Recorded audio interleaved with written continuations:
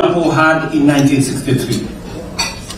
Singapore, for those of you who know, was just a slum, like our slum in Kibra or slums everywhere in our continent.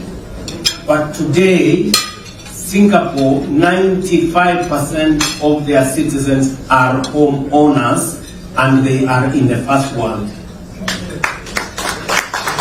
In our continent, including in Kenya, 7 million people are living in slums. Yet we were the same 60 years ago. Difference? Leadership.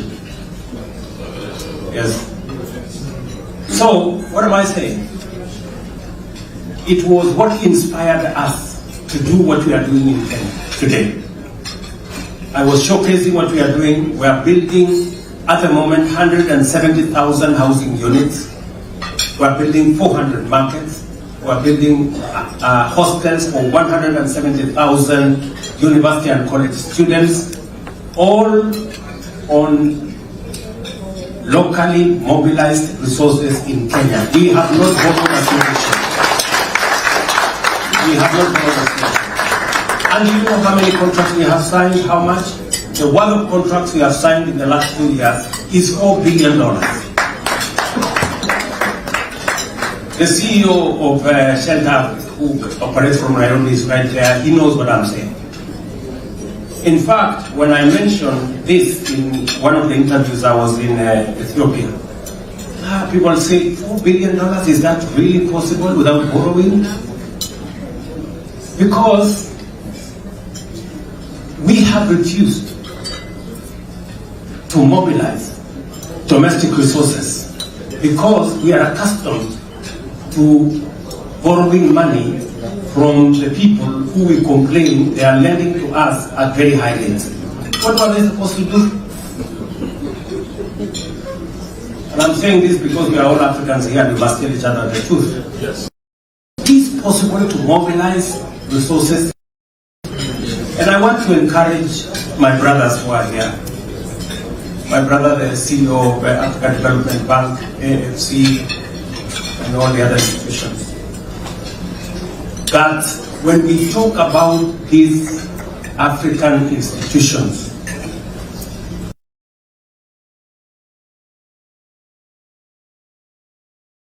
the World Bank and IMF were built by others the way we are building ours.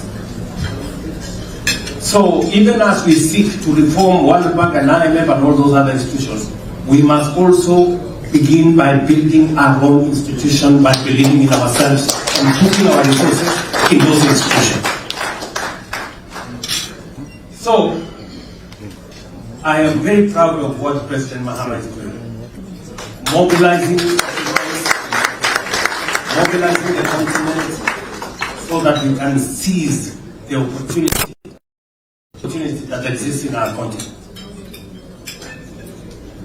About credit rating agencies, I have had friends here who have said, oh, you know, we must be talking to them often. We don't have to wait. It is good. We don't have to talk to them. We need to talk to them often. We need to make data available often. But there is no problem with us having an African credit rating agency. At the very minimum, it will become a reference point, and others will begin to know that we are developing the skills for running a credit rating agency, and we can correct some of the anomalies they constantly level against our countries.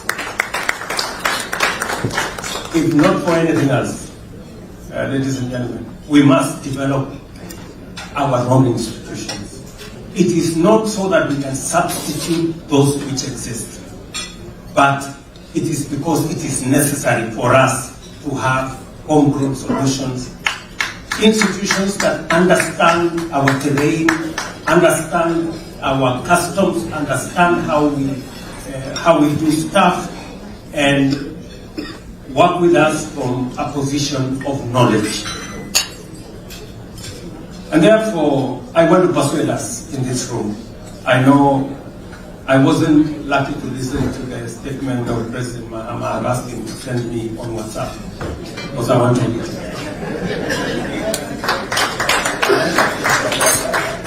Because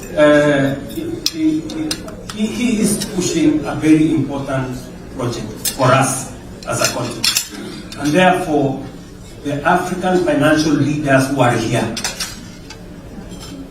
Is the CEO of KCB from Kenya here? I wish he was here. You know, we managed to solve one problem in Kenya. We had a big problem with fuel. When I came into office, the first lot of people to see me were oil marketers. They had run out of dollars. There was confusion in the market. There was an imminent stock out of fuel in Kenya. And we had to design an innovative way of how to get out of it. And we found a way on how to get out of it. But there was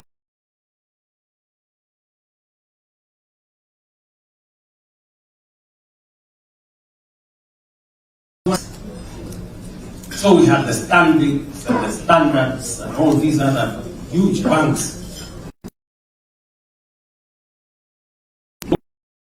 Kenya institution stepped in and sorted out the problem for us. That is the value of having homegrown institutions. And I was persuaded from that moment that the government of Kenya is going to be buying more shares in our own institutions. I have put more money in buying shares in Afrexim Bank. I have put more money in buying shares in Trade and Development Bank, because those institutions will come in handy when we need them. They will be there when it is shining.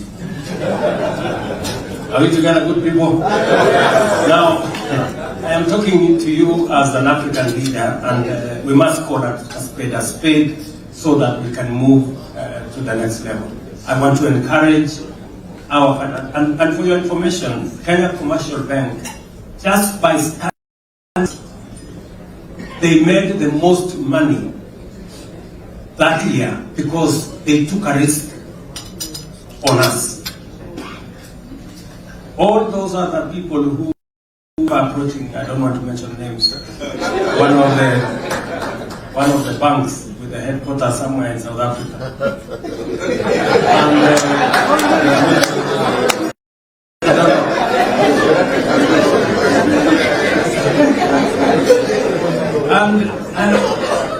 And they had a lot of contempt, you know, about we don't think that's possible. We don't think that. But a year later, they were in my office. Oh, you see, now we want to participate, you know, because now KCB is making a lot of money, they want a piece of the pie. Really? Of course you know what I did. I told them that's the door. I mean, really. So we should, I just want to encourage us that we can do stuff. We can do stuff if we are focused, if we believe in ourselves, and if we work together. Yeah, and that's what we're trying to do, using the convening power of the African Union to bring all our financial institutions together, and so that we can think about the future of our continent together, even as we work with the rest of the global community to sort out our issues. Thank you very much, and I apologize if I have said anything.